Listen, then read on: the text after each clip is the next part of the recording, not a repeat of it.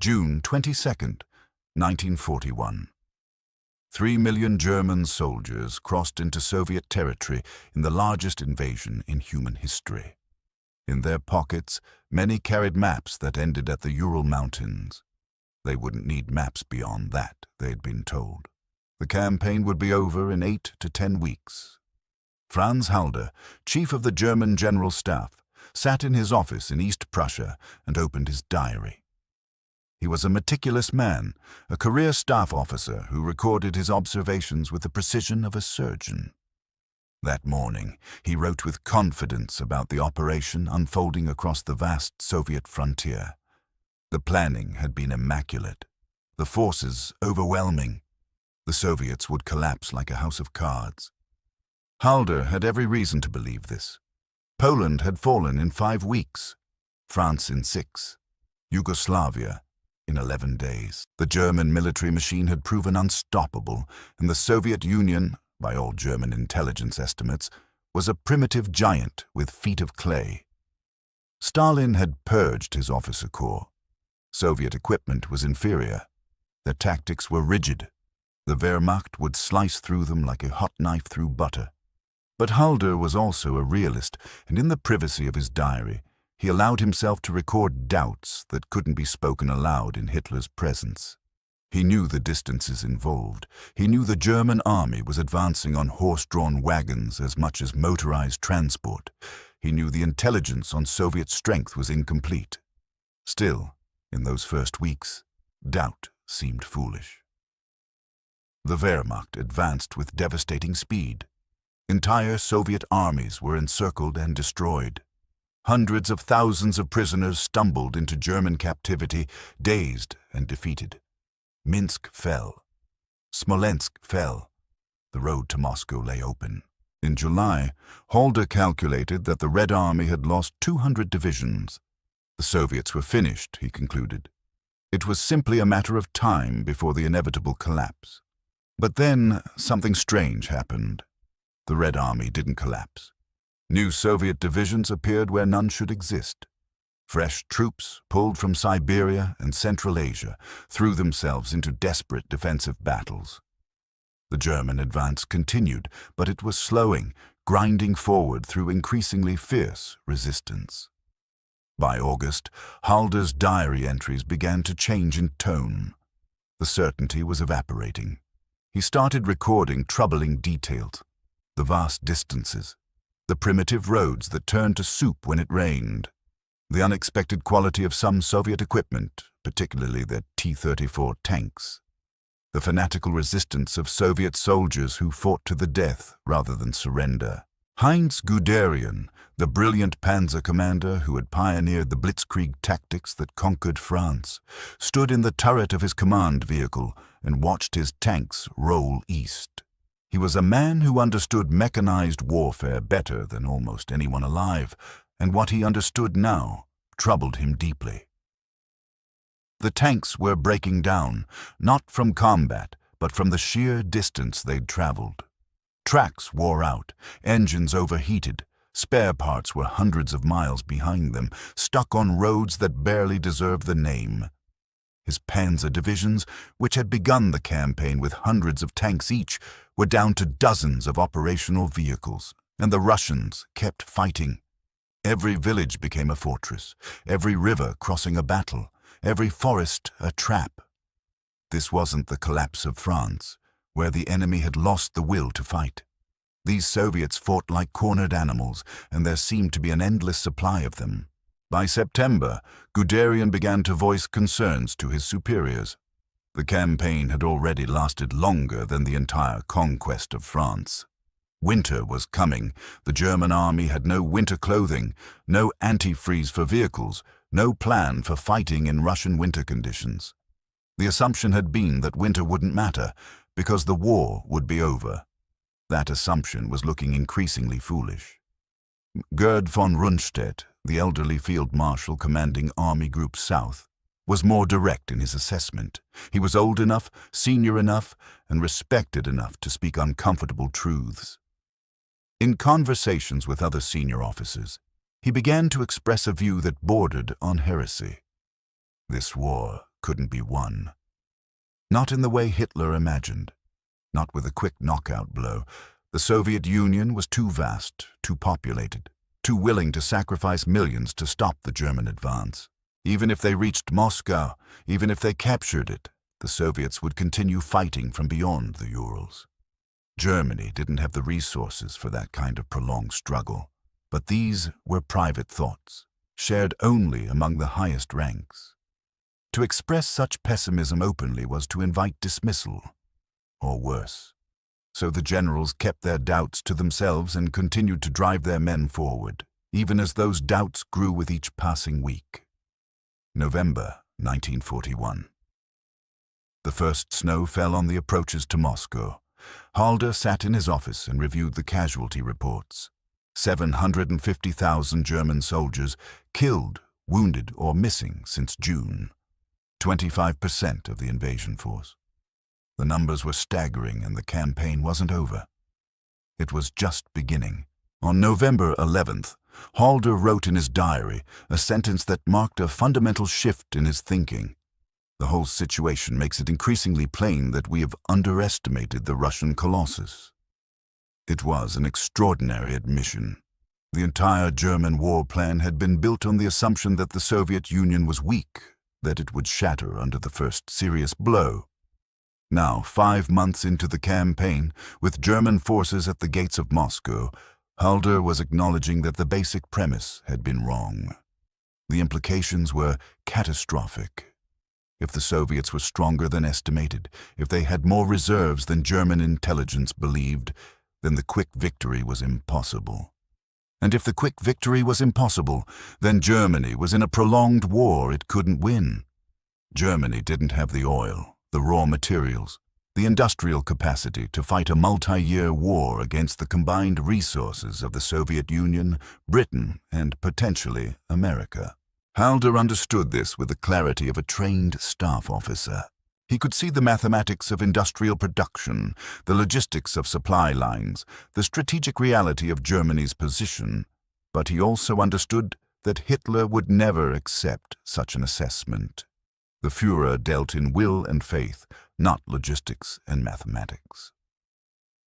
So Halder kept his realization private, confined to his diary, and continued to plan operations he increasingly believed were futile. Fedor von Bock commanded Army Group Center, the force driving toward Moscow. He was a Prussian officer of the old school, a man who measured success in kilometers gained and enemy forces destroyed. By those metrics, his army group had been successful beyond all historical precedent. But by late November, von Bock was writing in his own diary with growing alarm. His forces were exhausted. The temperatures had dropped to -40 degrees. German soldiers were freezing to death in their summer uniforms. Weapons wouldn't fire because the oil froze. Vehicles wouldn't start. Men suffered frostbite by the thousands, and still, the Soviets kept counterattacking. Fresh divisions from Siberia, equipped and trained for winter warfare, fell on German positions with savage intensity. For the first time in the war, German units broke and ran. Von Bock reported the situation to headquarters with increasing urgency. His forces needed winter equipment, they needed rest, they needed reinforcements, but there was no winter equipment to send. Germany had prepared for an 8-week campaign, not a winter war. On December 2nd, Halder wrote another diary entry that would prove prophetic. Quote 1. It was a stunning admission. The German army had seemed invincible. It had conquered most of Europe in a series of lightning campaigns that had rewritten military textbooks. Now, in the frozen forests outside Moscow, that aura of invincibility was shattered. 3 days later, the Soviet counter-offensive began.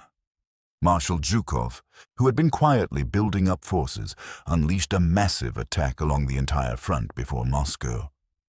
German units, frozen and exhausted, were thrown back in confusion. For the first time in the war, the Wehrmacht was in full retreat. Walter von Brauchitsch, commander-in-chief of the German army, suffered a heart attack. The stress of the failing campaign, combined with Hitler's increasing interference in military decisions, had broken his health. He was dismissed in December and replaced by Hitler himself, who assumed direct command of the army. The message was clear. Hitler would tolerate no pessimism, no defeatism, no suggestion that the war couldn't be won. Generals who doubted would be removed. Guderian was one of those removed. He had argued for a withdrawal to more defensible positions to save his forces from destruction in the winter. Hitler refused and relieved him of command.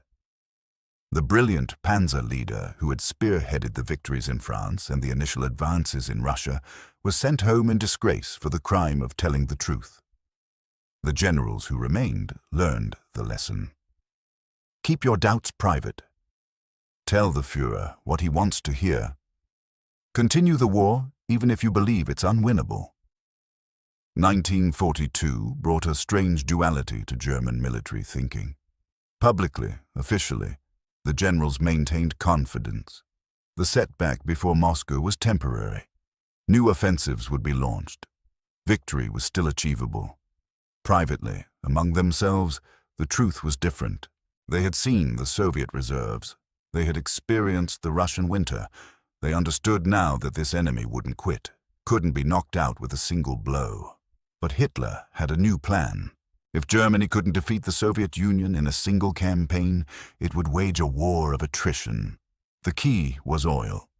Germany desperately needed oil for its mechanized forces. The Soviet Union produced oil in the Caucasus region. Capture the Caucasus, and Germany solves its oil crisis while denying it to the Soviets.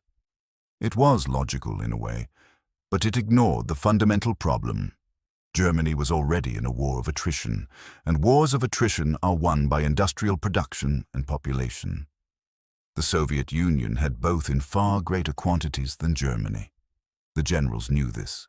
Halder knew it, but Halder was also learning to keep his mouth shut. He planned the summer offensive toward the Caucasus with professional competence while privately harboring deep doubts about its chances of success. By September 1942, those doubts had become certainty. The offensive had split into two diverging attacks, one toward the Caucasus oil fields, one toward Stalingrad on the Volga River. German forces were overstretched, undersupplied, and vulnerable. Halder argued for consolidation, for a more limited objective. Hitler dismissed him. After more than 4 years as chief of the General Staff, Halder was relieved of command. His crime was the same as Guderian's. Realism.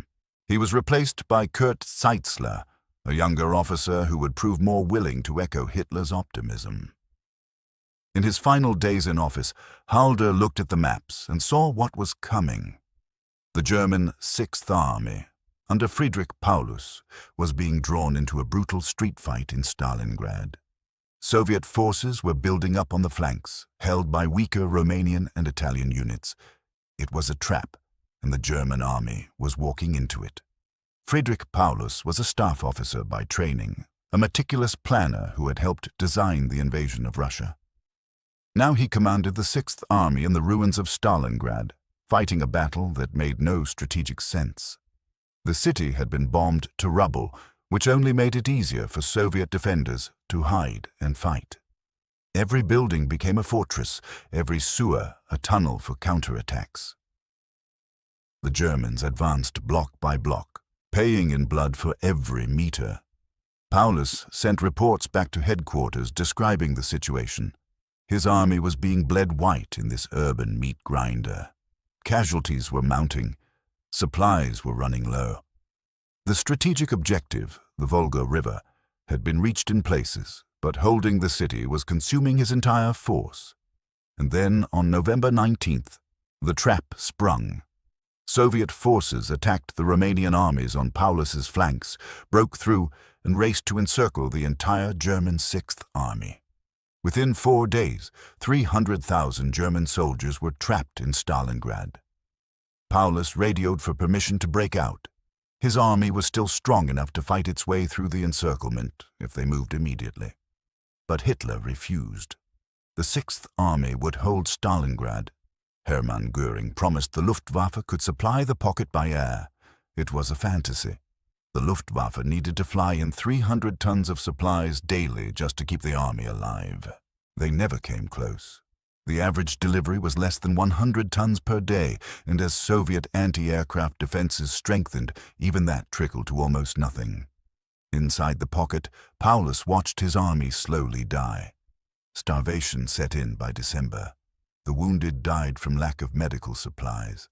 Frostbite claimed thousands. The daily bread ration dropped to 100 grams, then 50.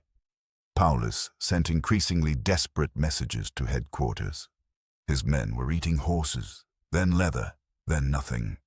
The army was dissolving. He needed permission to surrender, to save what was left of his force. Hitler's response was to promote him to field marshal and remind him that no German field marshal had ever surrendered. The message was clear: die rather than quit. In January 1943, the Soviets offered surrender terms. Paulus, torn between duty and humanity, continued to fight. His radio messages became shorter, more fatalistic. He no longer argued for breakout or relief. He simply reported the deteriorating situation with the detachment of a man watching his own execution. On February 2, 1943, Paulus surrendered. Of the 300,000 men trapped in Stalingrad, only 90,000 were still alive to go into Soviet captivity. Only 6,000 would ever return to Germany. The news of Stalingrad's fall sent shockwaves through the German military leadership. This wasn't a tactical setback. This was the destruction of an entire army, one of the Wehrmacht's finest. And it had been destroyed not by superior Soviet tactics or equipment, but by Hitler's refusal to face reality. Erich von Manstein, perhaps the most talented operational commander in the German army, tried to mount a relief operation. His forces came within 30 miles of the pocket before being driven back. In his memoirs, written after the war, Manstein reflected on Stalingrad as the moment when the German military leadership should have confronted Hitler with the truth. The war was unwinnable. But they didn't, partly from fear of Hitler's wrath, partly from a misplaced sense of duty, partly because admitting the war was lost meant admitting that hundreds of thousands had already died for nothing, and that was too painful to accept. So they continued to fight. They planned new offensives, knowing they would fail. They defended positions, knowing they couldn't be held. They sent men into battles they knew would be lost. By mid-1943, the pretense was becoming harder to maintain. The Battle of Kursk in July, the last major German offensive on the Eastern Front, ended in catastrophic failure. The Soviets had learned German tactics and now had the industrial capacity to outproduce Germany in tanks, planes, and artillery. The German generals could read the production figures. They had intelligence on Allied manufacturing capacity. The numbers were damning. In 1943, the Soviet Union alone produced 24,000 tanks. Germany produced 12,000. The United States produced 29,000. Britain added 7,000. Germany was being buried under an avalanche of Allied production, and there was no way to stop it. Albert Kesselring, commanding German forces in Italy, later stated that by 1943, all senior commanders knew the war was unwinnable. They continued fighting out of duty, out of fear of what surrender would mean for Germany, out of fear of Hitler. Some generals, like Erwin Rommel, began to contemplate the unthinkable, removing Hitler to save Germany. Rommel wrote to his wife in late 1942, after his defeat at El Alamein, describing how the Afrika Korps was being crushed by the enemy weight. He could see that Germany was losing the war of production, the war of resources. By 1944, Rommel was involved in the conspiracy to assassinate Hitler. When the July 20th bomb plot failed, Rommel was forced to commit suicide. His crime was the same as Halder's and Guderian's. He had seen the truth and tried to act on it. The other generals, the ones who survived, continued to execute Hitler's orders, even as the Reich collapsed around them. They fought delaying actions in Russia In France, in Italy, knowing each battle only postponed the inevitable. In their private papers, in their post-war interrogations, in their memoirs, they revealed what they had known and when they had known it. Most admitted that by late 1941, they understood the quick victory was impossible. By late 1942, after Stalingrad, they knew the war was lost. By 1943, they were simply going through the motions, fighting because they didn't know how to stop. Halder, in his post-war interrogations, was brutally honest. He had known by December 1941 that Germany couldn't win. He had continued to serve for another 9 months, planning operations he believed were futile because he didn't know what else to do. The machine of war, once started, was almost impossible to stop from within. Guderian, restored to command in 1943 as Inspector General of Armored Troops, tried to rebuild Germany's panzer forces even as he privately acknowledged the cause was hopeless. He later wrote that he continued serving because he hoped to salvage something from the wreckage, to save German soldiers from pointless death. But mostly, he admitted, he continued because the alternative, giving up, admitting defeat, was psychologically impossible. They had invested too much, sacrificed too much, to simply stop fighting. This was perhaps the most tragic realization of all. The German generals knew the war was lost years before it ended. They knew that every day of continued fighting meant more death, more destruction, more suffering, all for nothing. But they couldn't bring themselves to stop. They couldn't face the reality they had helped create. So they fought on, month after month, year after year, sending men to die in battles that couldn't be won, defending positions that couldn't be held, launching offensives that had no chance of success. They fought because Hitler ordered them to fight, because duty demanded it, because admitting defeat was worse than continuing a war they knew was lost. In the end, the German generals didn't need to realize the war would last for years. They realized something worse, that the war was already lost, and they would have to keep fighting it anyway until the bitter end. The realization came in stages, in private diary entries and whispered conversations, in the frozen forests outside Moscow and the ruins of Stalingrad. It came in the casualty reports that kept climbing, in the production figures that showed Germany being outbuilt and outmanned, in the steady retreat from Russia to Poland to Germany itself. They knew. They had known for years, and they fought on anyway, trapped in a machine of their own creation, unable or unwilling to stop it until the Reich itself collapsed around them in the spring of 1945. That was their tragedy, and Germany's, and the world's. Not that they failed to see the truth, but that seeing it made no difference at all.